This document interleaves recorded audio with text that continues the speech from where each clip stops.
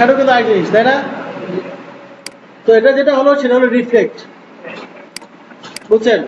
তো reflect effect দিতে গেলে এটাকে অবশ্যই কি করতে হবে, কপি করতে হবে।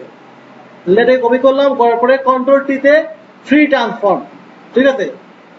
রাইট বাটনে ক্লিক করেন, করার পরে ফ্রি ভার্টিক্যাল, তারপর জাস্ট এটাকে নিচে নামিয়ে আসেন।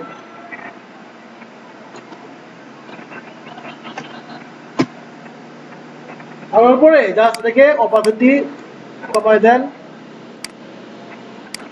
তারপরে এর টোটাও কমায় দেন, ঠিক আছে? ইচ্ছে করলে এখান থেকে একটু এরকম সিলেকশন করে নিয়ে এর ফেদারটাও একটু মানে বাড়াই দিয়ে ডিলিট করতে হয়, সেক্ষেত্রেও দেখতে ভালো লাগে একটু।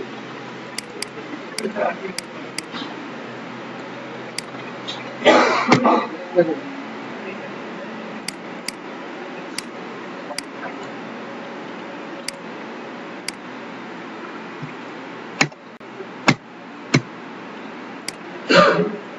বুঝতে পারলাম।